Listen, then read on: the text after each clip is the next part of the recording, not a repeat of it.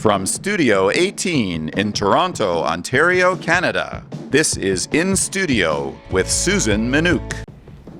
Lynn Posluns is one of the world's foremost leaders and fundraisers for women's brain health. Please welcome to the studio, Lynn Posluns. Hi, Lynn. Hi, Susan. So nice for you to be here. Thanks for having me. Well, it's a pleasure. So, Lynn, why did you create Women's Brain Health Initiative? Well, fortunately, no one in my immediate family has dementia, but I was doing fundraising for an organization here in Toronto, and that's when I discovered that almost 70% of Alzheimer's sufferers are women, that women suffer from depression, stress, anxiety twice as much as men, but research focuses primarily on men.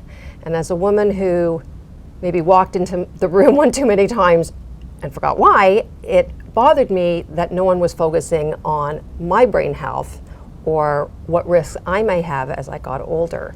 So I stepped off the board of that foundation and I created Women's Brain Health Initiative 10 years ago now, really to fund the female side of the story, so making sure that research better met women's needs, but also to educate the public about what they can do to protect their brain health. And the reason that's important is we now know that 40% of all cases of dementia can be avoided through lifestyle choices. So even if you're genetically predisposed to diseases like Alzheimer's, which is the most common cause of dementia, there are things you can do to delay and or prevent the onset of cognitive decline that leads to dementia. Well, that means people have more control over their cognitive destiny than they may have realized. And we also know that by the time symptoms of diseases like Alzheimer's occurs, it's likely that the damage has happened 20 to 25 years prior. So that means Alzheimer's is really a midlife disease with symptoms that show up in old age, which means you have to engage in the lifestyle choices that can protect your cognitive vitality at a younger age. So education and research is the focus of Women's Brain Health Initiative. Lynn, your leadership and humanitarian work has been nationally and internationally recognized. Who instilled your ambition and your generosity of spirit? Well, that definitely probably started with my family, because my family's very philanthropic, not just in terms of giving money, but in terms of giving time. And although I didn't think I was going to give up my career to do this full time and not get paid, it became a true passion for me, right? And then the more I spoke to people about the cause, the more people said, yeah, let's do something about this. So I was really fortunate to have collected a strong group of talented people around me that believe in the cause as much as I do. Okay, well, it's amazing, really. So data in the last few decades has clearly indicated that women are disproportionately affected by brain health conditions. Why? Why has women's brain health not been given global attention? Well, fortunately, things have started to change for women, which is great. But the same way 20 years ago, they didn't recognize that a woman's heart attack may be different than a man's, so women's symptoms, because yes, women have chest pain, but they also have other symptoms, which means when they go into an ER, for instance, it's complicated because they may have, in addition to chest pain, they may have headache, they may have nausea, they may have neck pain. Mm-hmm. So it makes it more complicated to diagnose, and a lot of women were having heart failure because the symptoms weren't being recognized. It wasn't until they started to look at men differently than women did they start to understand this. Well, there seems to be something going on with women that make us more susceptible to brain aging diseases, and unless the scientists look at this and understand why there are differences and where the differences occur, we're never going to find answers for women. How can women boost cognitive vitality and control brain health destiny? So this is both for men and women, but there are 6 keys or pillars to brain health that I like to talk about. And these, again, are science, evidence-based, lifestyle choices that you can make that can help protect your cognitive vitality. And even if you are in some stage of cognitive decline, engaging in these lifestyle factors still will give you added protection. So quickly, what the 6 are: nutrition.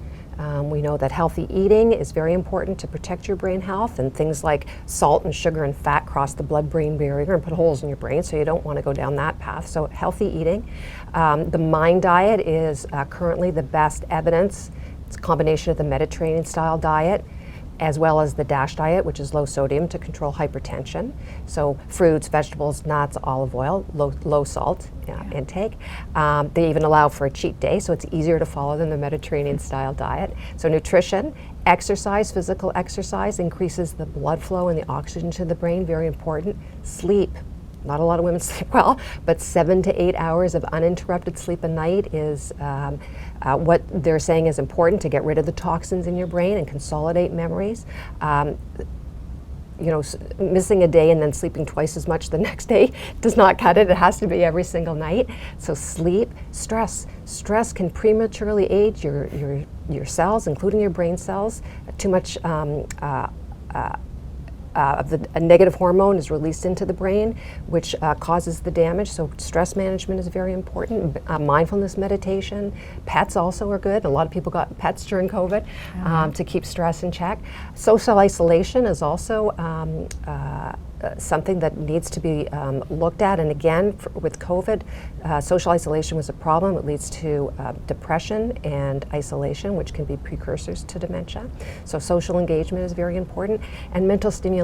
You have to continue. Ongoing learning is very important to keep your brain stimulated.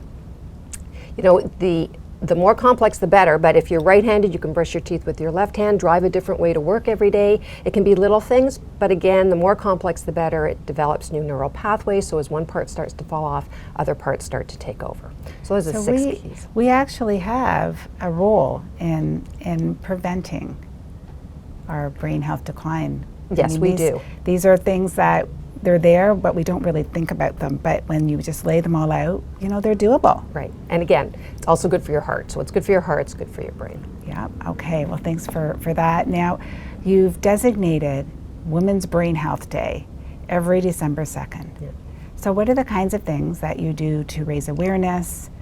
We were very fortunate the Canadian government added Women's Brain Health Day every year, December 2nd, so that other organizations, not just ours, can participate and raise awareness for the fact that women have been under-researched in terms of brain aging diseases, and also what people can do to protect their brain health. So we started this in 2019, and what we do is we have a challenge, which allows people to do something viral and get, through social media, a lot of people involved, and also raise money because you can donate. But in 2019, the challenge is called the Stand Ahead Challenge because we're standing up against research bias and standing ahead for women's brain health. In 2019, it was to do a headstand. In 2020, it was actually a memory game where you had 7 playing cards. You got to look at them and then turn them face down, and you had to recall them. And then last year, the challenge was to write your hand with both your dominant and your non-dominant hand. So you can compare the right and the left. And it sounds easy, but it's a lot more complicated to make it look good.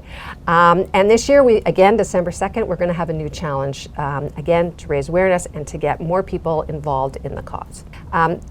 One more point about that is the first $250,000 that we raised each year has been matched by Brain Canada, so why not double your money, which is fantastic. And we've already raised over $2 million just through that campaign alone. Amazing. Really, everything about this is amazing for women, and I applaud your efforts. So thank you so much. Thanks, Susan. You're watching In Studio with Susan Minuk.